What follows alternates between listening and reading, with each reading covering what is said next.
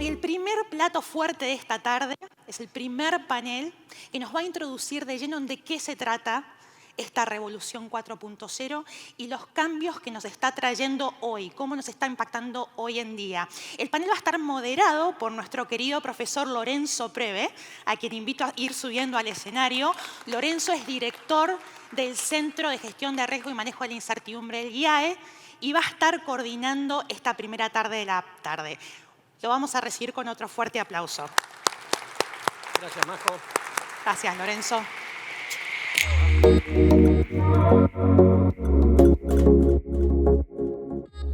Bueno, muy bien. Yo lo que voy a hacer es simplemente darles una pequeña introducción muy cortita y después vamos a traer a un par de amigos que nos van a ayudar a entender un poco más qué es esto que está pasando. Entonces, a mí me gustaría que tratemos de ver, el mundo está cambiando. Eso es algo que creo que es bastante claro, eso es algo que creo que casi todos sabemos, ya estamos leyéndolo en los diarios. Yo simplemente quiero traer rápidamente unas pinceladas de este mundo que está cambiando.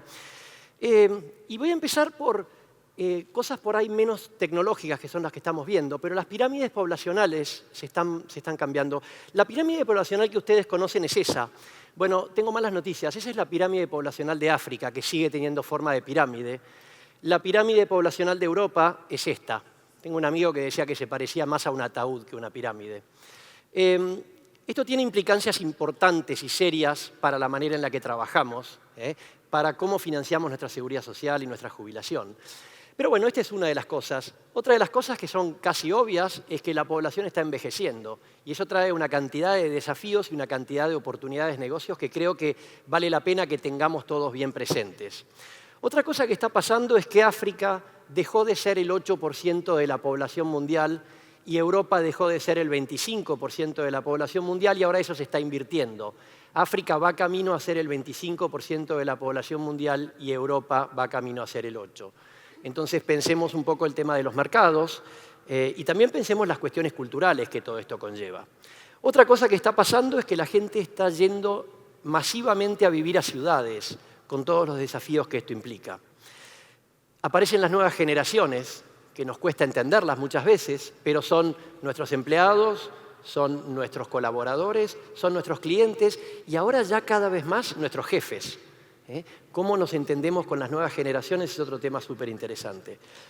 Y junto a esto empiezan a aparecer cambios tecnológicos. Empezamos a tener impresoras 3D o nuevas maneras de manufactura, empiezan a aparecer los robots, empieza a aparecer la inteligencia artificial, empezamos a tener nuevas formas de ver la realidad virtual, la realidad aumentada. Me gusta siempre decir que la realidad aumentada tunea nuestros sentidos, les pone un turbo, y la realidad virtual los secuestra.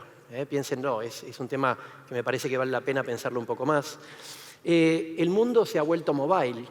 Lo que antes era una web ahora es una app, pero a veces nos cuesta adaptarnos a eso. En fin, lo que tenemos es un mundo tremendamente cambiante. Le podemos poner muchos más ejemplos. El último que quiero poner es el del blockchain. Todos conocemos el Bitcoin. Bueno, ahora también tenemos que empezar a hacernos amigos o familiarizarnos con qué es el concepto de blockchain. ¿Funcionará? ¿No funcionará? ¿Cómo será esto? Esto ha llevado a que una cantidad de empresas empiece a desaparecer del mapa. Fíjense lo que muestra esta placa. Lo que está atrás de todo esto que se mueve es un panel que muestra que el 52% de las empresas que estaban en el Fortune 500 desaparecieron del índice entre el año 2000 y el 2014. O sea, en 15 años, la mitad de las empresas más grandes del mundo desapareció del índice. Ya sea porque se fusionaron, porque se fundieron o porque se achicaron. Si lo piensan, es bastante fuerte como mensaje. Y han sido reemplazadas por una cantidad de empresas que nos cuesta hasta enfocarlas o no. Nos cuesta entender de qué trabajan. Hay discusiones respecto de si son legales o no son legales. Nos cuesta entender cómo hacen negocios, pero cómo ganan plata. En fin, todo esto, en el fondo, nos está generando una gran cantidad de dudas. Nos está generando una incertidumbre y una cantidad de dudas que, la verdad, se pone interesante. Entonces, para que nos ayuden a entender esto un poco más o a pensar en esto un poco más, traje a dos grandes amigos.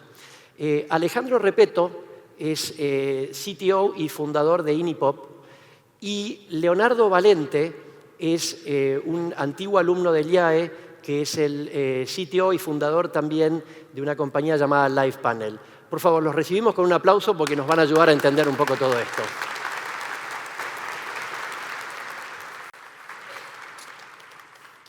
Ale. Gracias. Bueno, buenas tardes. Gracias por estar acá, a pesar del partido y todo ese tipo de cuestiones. Así que mientras vamos estirando. A ver, lo que habló el Tano recién sobre los cambios que se están dando.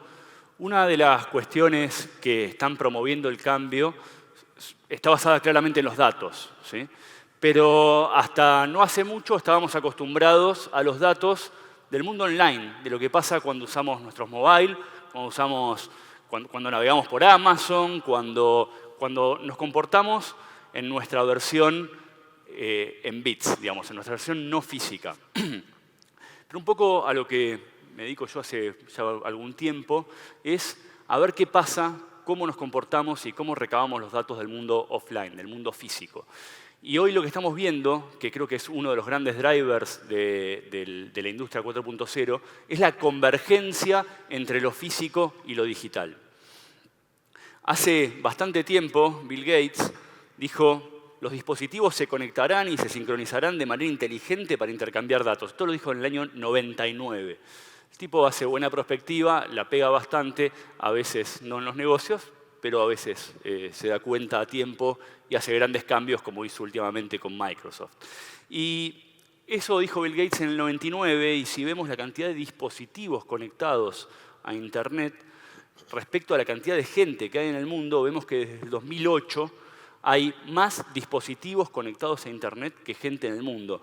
Hay más cosas conectadas a Internet que gente en el mundo. De hecho, la mayor cantidad de tráfico de Internet se corresponde con objetos hablando entre objetos más que nosotros mandándonos mails o tweets, ¿sí? Para que se den una idea del volumen de datos que se está moviendo desde el punto de vista de la realidad física.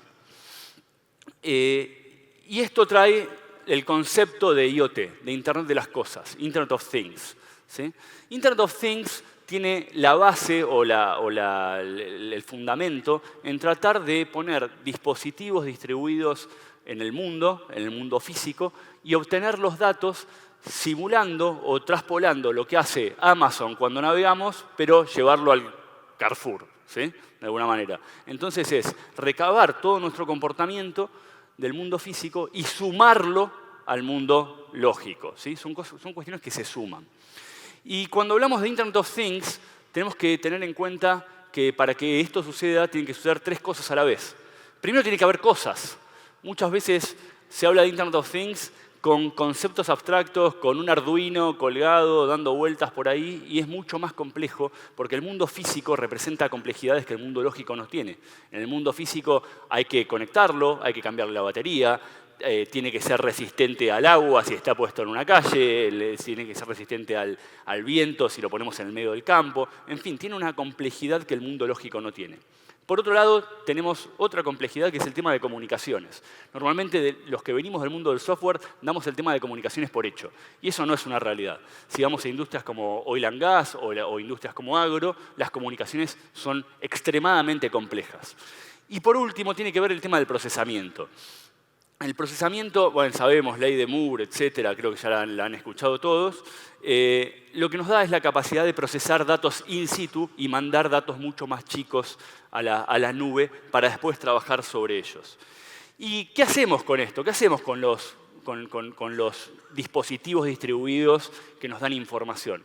Bueno, en principio se pueden hacer tres cosas que claramente una va sobre la otra. Primero, se puede ser reactivo. Digo, si yo tengo un sensor que me dice que acá hace más calor del normal, puedo agarrar y puedo reaccionar prendiendo el aire acondicionado, ¿sí? Reactivo, puramente reactivo. Mido algo, reacciono. Después se puede ser proactivo.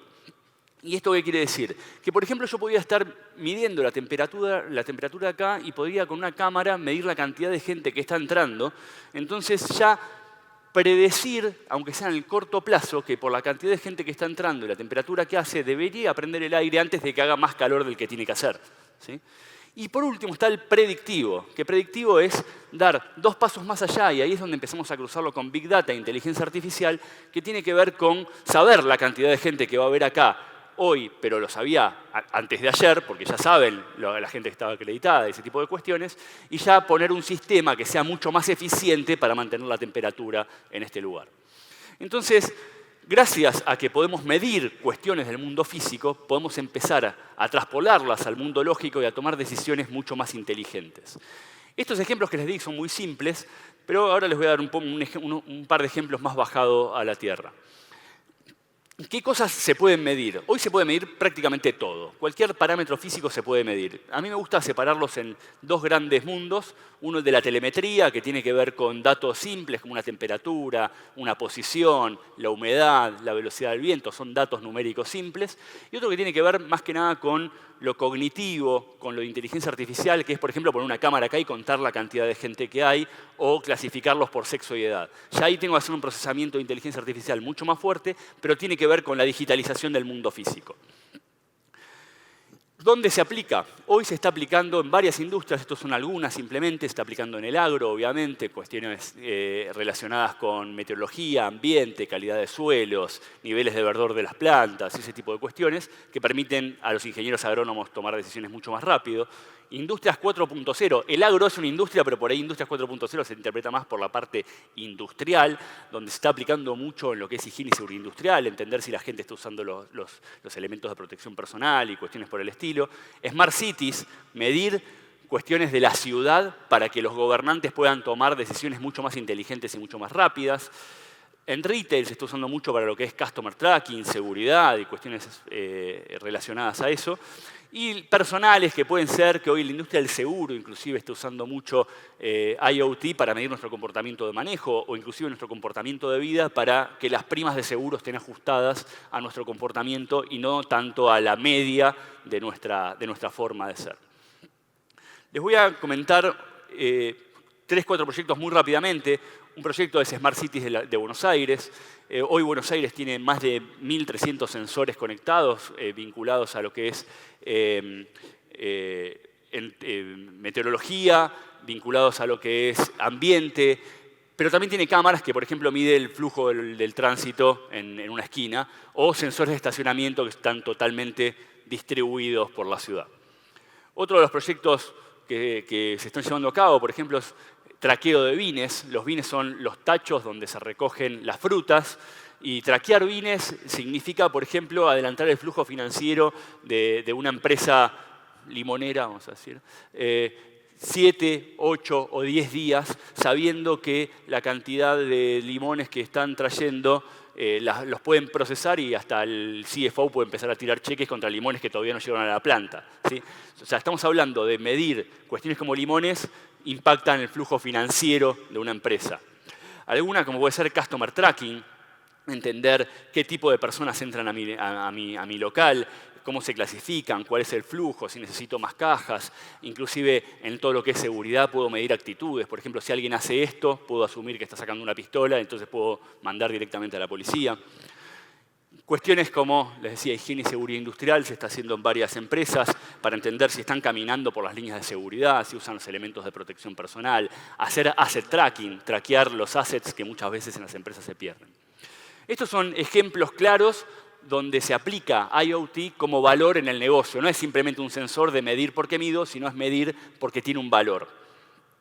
Y Bill Gates en algún momento dijo, el contenido es el rey, y Gary, que es un tipo bastante picante, dijo, si el contenido es el rey, el contexto es Dios. Porque en realidad muchas veces el contenido digital nos da una idea, pero el contexto termina de cerrar lo que está pasando en el lugar. Lo digital es necesario, pero hoy no es suficiente para hacer la diferencia, ¿sí? Para cerrar rápidamente, si alguien quiere embarcarse en un proyecto de IoT, tiene que tener en cuenta estas cuatro cuestiones. Primero, entender qué valor aporta ese dato. No todos los datos aportan valor, y porque el dato sea fácil de conseguir, no está bueno juntar basura, digamos. Entender que es un proyecto físico, hay que prototipar, hay que iterarlo. No es lo mismo un sensor puesto en Buenos Aires que en Bogotá o en Lima, y eso es porque el clima es distinto, porque las comunicaciones son distintas, porque la energía es distinta, tiene mucho de localía, no es como el software, que yo hago un software y lo copio y anda en todos lados más o menos igual. Entender la escalabilidad y la integración, en general hay múltiples vendors, entonces jugar con estándares y a que sean integrables y escalables también es fundamental para este tipo de proyectos. Y por último, saber que hay que darle mantenimiento, hay que cambiarle la batería, hay que ir a resetearlo, hay que cambiar la antena, las cosas fallan. Entonces, cuando falla algo de IoT, y si distribuí 1000 sensores, tengo que ir a 1000 lugares a cambiar 1000 cosas, ¿sí? No es el software que manda un update y mágicamente sube todo. Entonces, cerrando, lo que quería traerles es Industria 4.0, todo lo que tiene que ver con IoT agrega valor al negocio y hay datos nuevos y cada vez que yo agrego un dato hay un negocio y una oportunidad nueva y IoT abre toda la industria del negocio físico que hasta hace poco estaba vedada. Así que, nada, muchas gracias.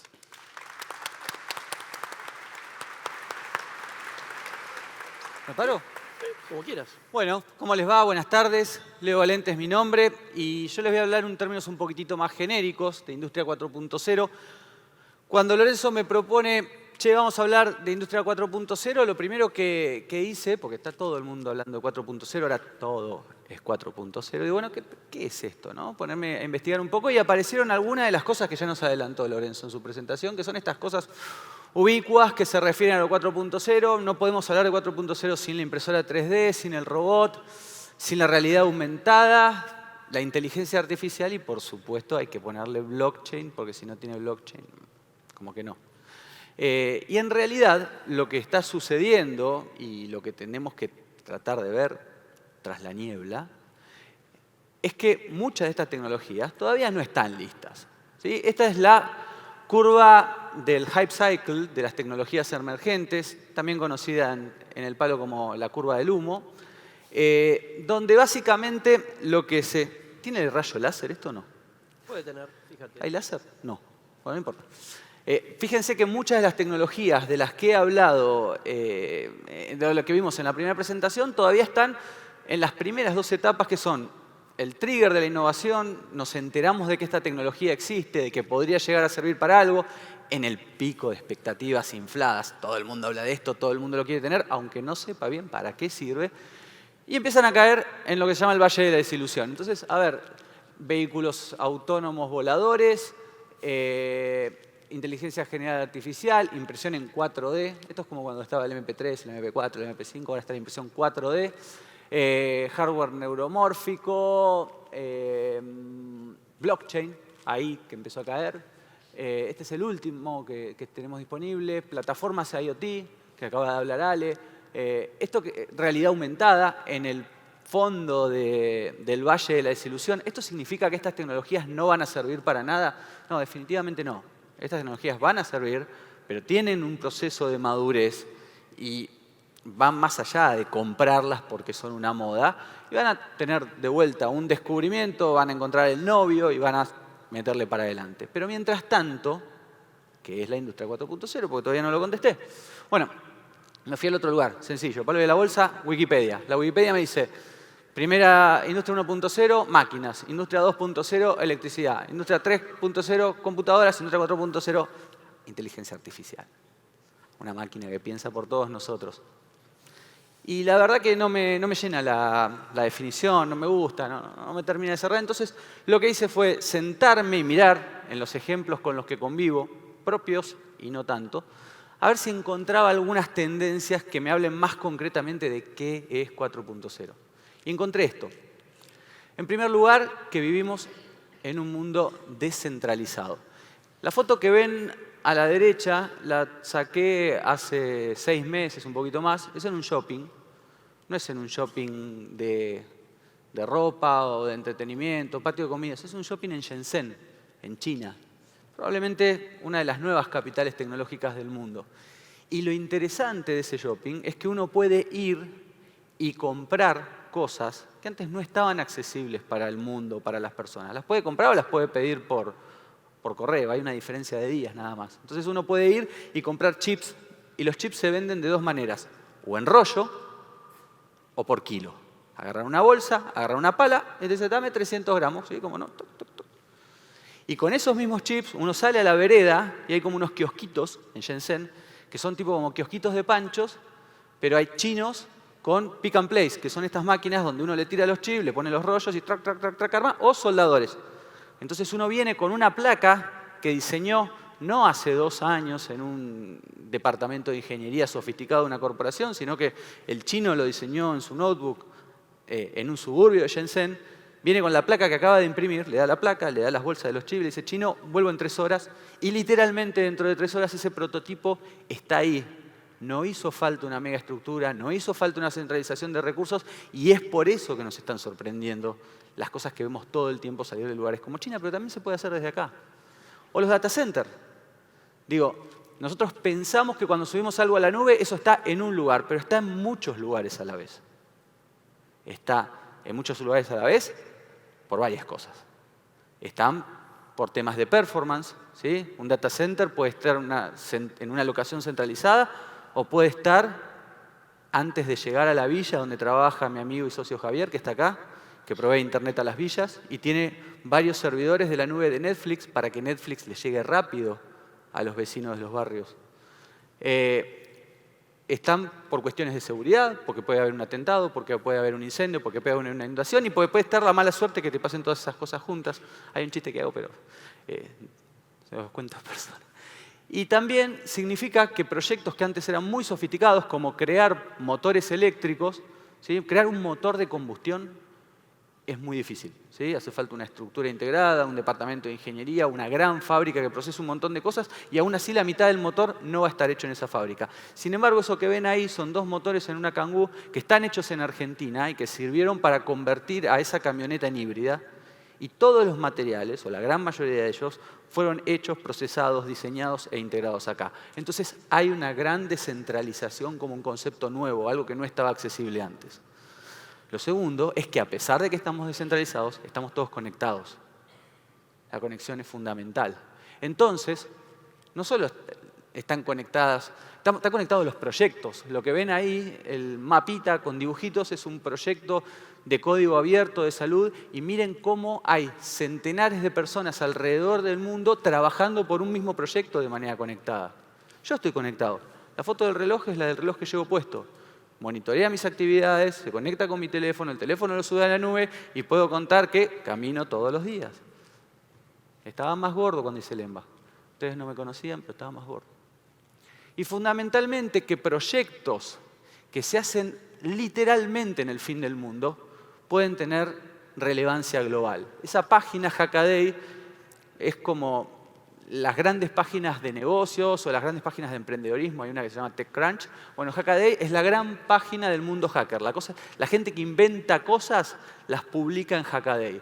Y eso que ustedes ven ahí es el primer controlador de código abierto para motores de cualquier tipo de potencia. Fue desarrollado partiendo de la base de otro proyecto de código abierto que servía para andar en una patineta y con ese motor se puede hacer andar una locomotora, un auto deportivo o un helicóptero. Y lo más curioso es que eso está desarrollado en Punta Alta. No en Punta Alta, en un suburbio de la ciudad de Punta Alta, cerca de Bahía, que es donde vivo yo, en un lugar donde hasta hace 2 años no figuraba en Google Maps. Y ese proyecto, hecho literalmente en el fin del mundo, hoy es referente a nivel global y contratan y se exportan servicios de conocimiento desde Punta Alta porque se pudo hacer este desarrollo. Eso es lo que hablo de conexión. Y finalmente, la otra gran tendencia es el acceso.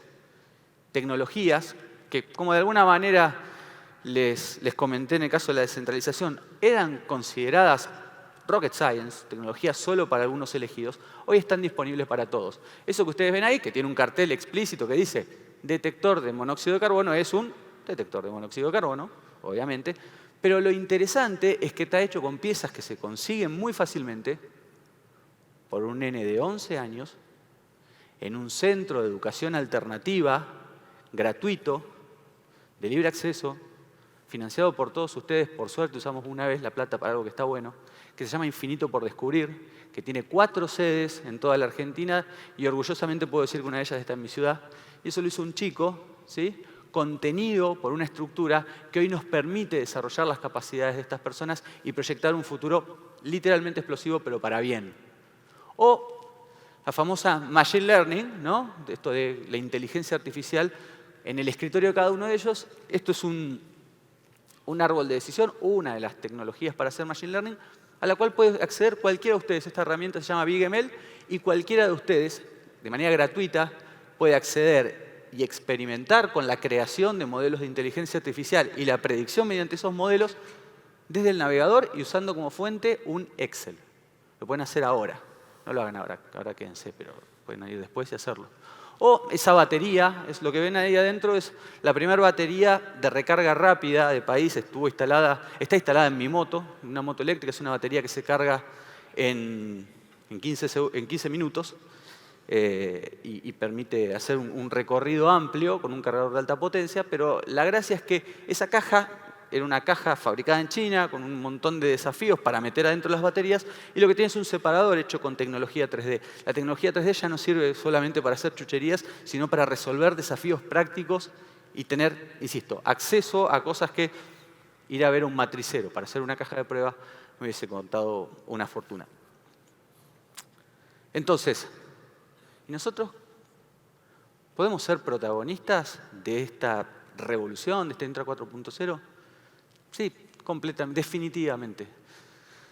Tenemos que encontrar la pieza donde encajamos y seguramente en cada uno de los negocios de ustedes, en cada una de las industrias en las que se desempeñan, existe un lugar, un espacio donde poder hacerlo. Ya no es más patrimonio de los chinos volviéndose locos para minar bitcoins en un lugar donde hace mucho calor, sino que la realidad empieza a tomar contacto en el bolsillo de cada uno de nosotros, en un teléfono, en el escritorio de cada uno de nosotros, o en los diferentes espacios donde como país estamos creando esta nueva cultura de economía del conocimiento, que es el futuro potencial, esto para el cual invertimos tantos años, y la verdadera realidad a la que podemos acceder, y esto es algo que aprendés cuando vas a Shenzhen, estamos lejos de todo.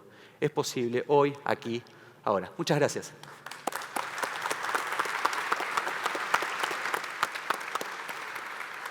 Nadie para atrás. No te caigas. No, no me caigo. Bueno, muchas gracias Ale y Leo. Ahora a mí me surgen algunas preguntas y estoy seguro que a un montón de gente le surgen algunas preguntas. No vamos a poder hacérselas todas, pero para pensar algunas ideas. A mí me da la sensación de que a partir de esto que estuvimos viendo, de lo que estamos viendo acá, de lo que leemos en los diarios, en algún momento vamos a empezar a tener que tomar ciertas decisiones. Y una de esas decisiones que a mí me parece que es interesante es cómo decidir entre algo que es mejor y que funciona mejor, pero que está hecho por robots o ejecutado por robots y me genera desempleo, contra algo que por ahí no es tan óptimo, pero que le da trabajo a la gente. ¿Qué les parece eso? La discusión típica es la de los peajes, ¿no? El portal de peaje contra el peaje con casilla, pero hay probablemente muchas más que esas. O sea, ¿qué opinan de eso? A mí me parece bastante interesante el libro de Paul Daugherty del año pasado que se llama Humans plus Machines, que hace un cuadrito que dice el missing middle. Dice, hay un montón de actividades que hacen muy bien los robots. Y que esas actividades que hacen muy bien los robots, que son repetitivas, de fuerza, peligrosas, etc., la hagan los robots. Después hay actividades que son eminentemente humanas. Liderar, juzgar, empatizar, que hoy, por más que muchos hablan de inteligencia artificial y dicen que una inteligencia artificial puede hacer eso, la realidad es que no lo puede hacer y que falta muchísimo. Digo, no hay ni siquiera un límite temporal para decir que eso lo puede hacer. Entonces, que eso lo hagan los humanos. Y después, Daugherty pone en el medio, dice, hay actividades donde las máquinas apoyan a los humanos y donde los humanos apoyan a las máquinas. Por ejemplo, algo de inteligencia artificial tiene que estar supervisado por un humano, porque tiene que aprender. Entonces hay un humano que tiene que entrenar al sistema de inteligencia artificial. Yo creo que agarrando esa matriz uno puede entender de qué lado está y cómo tratar de transformar, de hacer evolucionar a la gente que está haciendo trabajos de robots para que venga a hacer trabajos más humanos. La cosa se va a dar, yo no sé si se puede regular mucho, pero me parece que es un buen framework para entender en qué lado está la gente que trabaja en sus empresas y cómo tratar de reconvertirlas al lado más humano, donde realmente agrega valor. Ok. ¿Leo algo o no? Yo ayer, para estar prolijo, para tan destacada audiencia, me fui a cortar el pelo. No me pienso dejar cortar el pelo por un robot. Pues creatividad. ¿Le tenés miedo a tus orejas? Sí. Estima el pulso. A veces no tenés más recursos que utilizar estas nuevas tecnologías o la inteligencia artificial. Nosotros estamos usando inteligencia artificial para probablemente la más humana de las tareas, que es contestar encuestas. En LivePanel medimos opinión pública de negocios, de mercados, y las exigencias, por un lado las exigencias del mercado en términos de velocidad, de actualización o de profundidad de la información, y por otro lado la disponibilidad cada vez más escasa de humanos que contesten las preguntas, nos ha llevado a tener que amplificar nuestros resultados y trabajarlo con los clientes mediante modelos de inteligencia artificial. O sea, a veces no tenés chance de elegir o no. De todos modos, yo estoy convencido que atrás de estos avances, de estas innovaciones, hay humanos creándola. Lo que hace es mutar las tareas, o el reparto cambia, aumenta la productividad, pero seguimos estando ahí. Hay cosas evidentemente humanas que las máquinas no van a reemplazar. O sea, vamos a tener que seguir trabajando, decís vos. Yo creo que sí. Lamentablemente. A mí me gusta. El trabajo... Nos divertimos. No, sí, estamos en un lugar donde a mí me enseñaron el valor, ¿no?, de la cultura del trabajo y un valor más allá, ¿no? Así que eso sigue. Perfecto. Otra pregunta que me surge a partir de todo esto, ¿cómo ven al gobierno / regulador en todo este nuevo mundo? Desde la discusión de si alguna empresa es legal o ilegal, desde la discusión de si al consumidor le importa que el producto o servicio que están tomando tenga discusión respecto de la legalidad, hasta la capacidad que puede tener un gobierno de cobrar impuestos o de prohibir determinadas cosas. Cuando un bien físico cruza una frontera es innegable que está cruzando la frontera. Cuando algo está bajando de la nube ya es bastante más complicado. Entonces, ¿cómo ven eso en los próximos años respecto del gobierno, del regulador? ¿Qué les parece? Yo lo que noto es una incapacidad total para hacer prospectiva, para entender escenarios reales en base a las señales actuales, a cosas que están pasando ahora. Parece como que reaccionan tarde, que siempre, en general, los estados, las leyes siempre van atrás de lo que pasa, o normalmente va atrás de lo que pasa, pero me parece que no hay una cultura del escenario estratégico, del escenario prospectivo, de la metodología prospectiva. Hay una visión muy coyuntural y cuando llegó Uber lo tenían acá, ¿no? La corren desde atrás. Totalmente. Definitivamente. Yo tengo algunas experiencias personales y por amigos. Tengo un gran amigo que también está presente acá que se le ha pasado unos cuantos años peleándose con los reguladores en las áreas de tecnología y es como que todo el tiempo la van corriendo por atrás. Lo que pasa es que podés tener gobiernos más o menos criteriosos y un buen ejemplo gubernamental o del regulador me parece que ha ocurrido acá en Argentina, del cual he tenido el agrado de ser parte, es la Mesa de Innovación Financiera del Banco Central. Me parece una movida espectacular donde hubo una estrategia de lo que se llama sandbox, de dejar hacer, bueno, vamos a probar, vamos a sentarnos todos juntos, están los grandes, los medianos, los chiquitos, los muy chiquitos, y fui yo. Y eso se nota, el avance que ha tenido la estructura tecnológico-financiera en estos últimos 2 años es innegable, lo vemos en productos y en servicios. Pero muchas veces hay empresas que terminan en la estrecha cornisa de la elusión. No hablemos ni de contrabando ni de evasión, hablemos de elusión, ¿no? Y porque te lleva, ¿no?, el entorno y porque siempre la corren desde atrás. Y es algo también con lo que tenemos que convivir. Eso es interesante para pensar tanto para los nuevos entrantes como para los que están. Totalmente. Porque los que están muchas veces están convencidos de estar protegidos por una regulación que eventualmente puede cambiar. Y por otro lado, los nuevos entrantes tienen que empezar a pensar que la regulación que hoy es la que rige el negocio donde ellos están queriendo eventualmente entrar puede ser diferente en el futuro. Y muchas veces el cambio es 180 grados, ¿no? Sí, sí. A ver, vuelvo por él con el tema estratégico. Acá obviamente que si tengo una ventaja estratégica coyuntural la voy a explotar y la voy a sacar. Ahora, plantearse y frenar 2 segundos, entender hasta dónde me va a durar esa ventaja o hasta cuándo o en qué escenarios esa ventaja se va a mantener es clave. Si no pasa esto, hoy tengo una ventaja para entrar en el mundo fintech porque bajaron las barreras de acceso, relajaron las regulaciones, mañana las vuelven a poner y estoy acogotado. Y es por no prever escenarios posibles. O aproveché la escala que logré para pisarle la cabeza al nuevo, al que quiere entrar ahora. Entonces ahí de vuelta el regulador viene y tiene que decir, bueno, muchachos, te habilité el juego, vamos a permitir que otros puedan jugar para no limitar la innovación, ¿no? Para que de tanta libertad no agote la innovación también. Entre todas estas innovaciones que aparecen, hay algunas que son bastante interesantes y bastante llamativas y que prometen cambiar bastante la manera en la que vivimos. Muchos de ustedes no lo saben, Alejandro es el, creo que único tipo en la Argentina que construyó un auto autónomo. No sé si el único que estuviste en el equipo que lo construyó, digamos, no lo hiciste vos solito, pero... El único equipo que...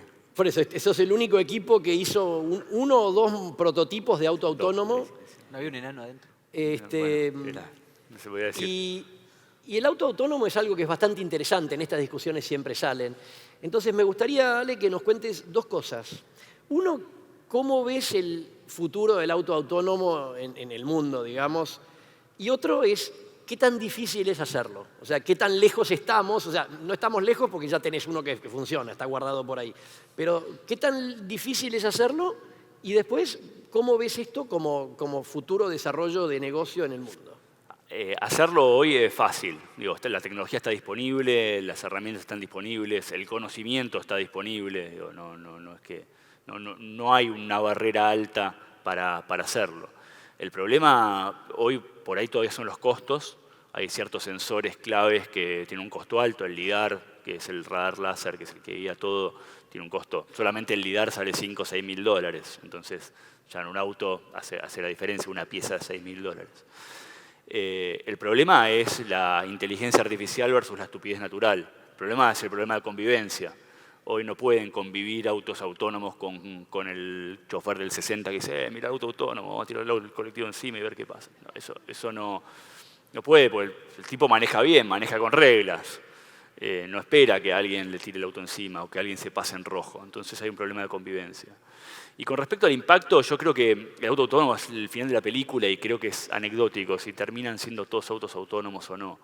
Yo creo que el final de la película está mostrando que vamos hacia un futuro donde la tecnología nos asiste, nos mejora, evita accidentes, potencia nuestros tiempos de trabajo, digo, porque de última perdemos un montón de tiempo manejando y podría estar manejando el robot y nosotros trabajando, leyendo, descansando, durmiendo, aprendiendo inglés o yendo al psicólogo, pero el psicólogo es el tipo que tiene el dueño del auto. Digo, cambia la forma del trabajo.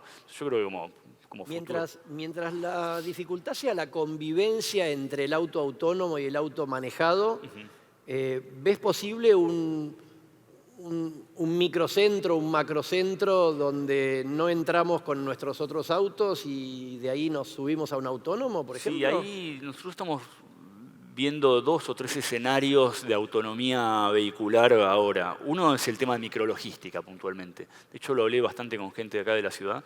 Decíamos, la ciudad está cerrada para el tránsito, ¿no? O sea, el microcentro está cerrado para el tránsito.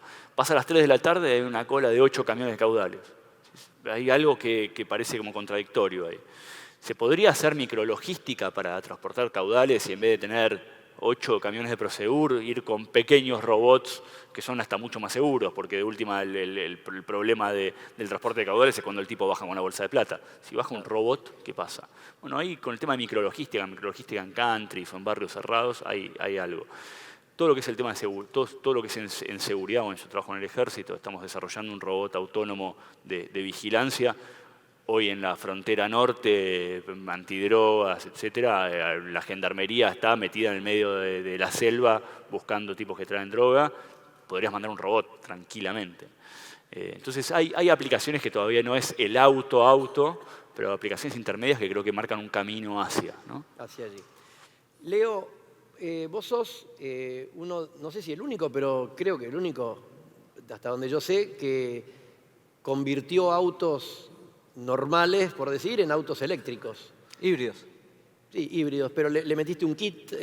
Contanos un poco de eso y qué tan lejos estamos de tener autos eléctricos en la Argentina, digamos. Bien, en primer lugar, la experiencia del híbrido que empezó en un lugar donde compartimos experiencias con Ale, que fue Singularity University.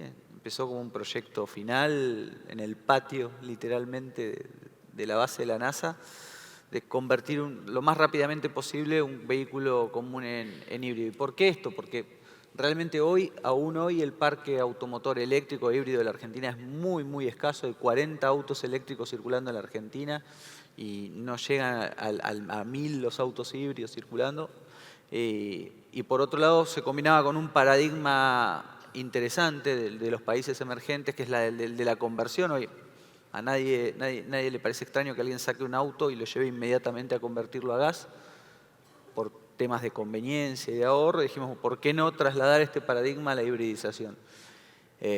Como un puente, no como un destino final, sino como un puente hacia una tendencia que es inexorable, que es la electrificación del parque automotor y vehicular mundial, por muchas razones, emisiones, practicidad, incluso de conducción, que se queja de los autos eléctricos porque nunca manejó uno.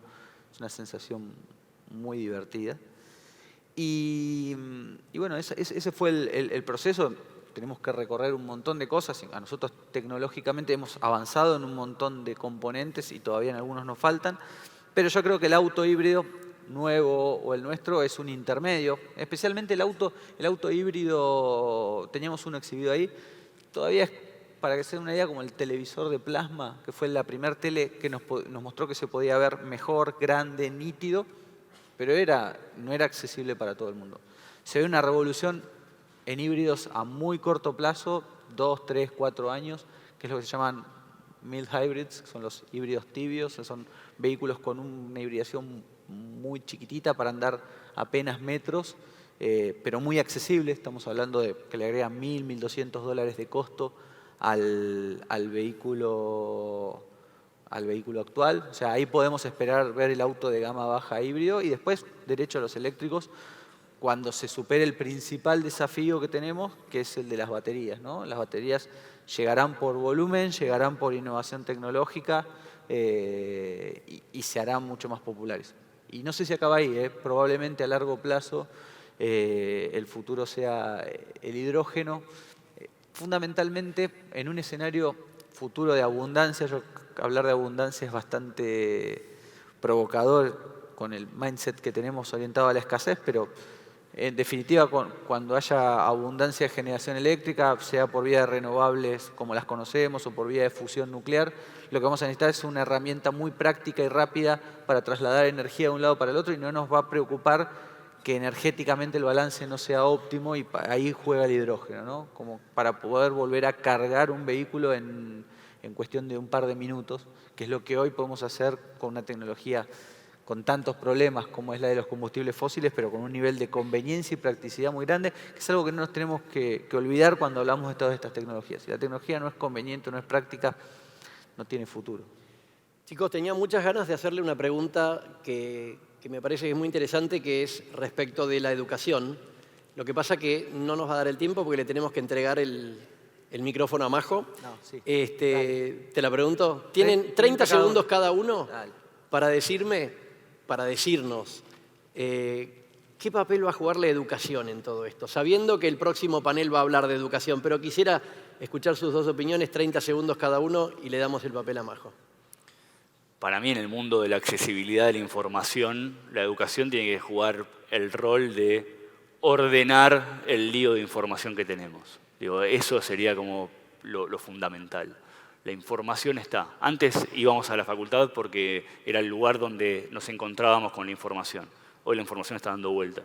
La facultad, la universidad, el colegio tiene que ayudarnos a ordenar, a seleccionar y a encauzarnos por la búsqueda propia. Leo. La innovación sigue siendo el gran desafío en educación. Vos sabés que cuando hacemos proyectos en Singular y en muchos lugares, siempre hay como un track de educación y siempre hay gente que dice, vamos a ponernos con educación, y sigue sin salir nada que termine de rompernos la cabeza.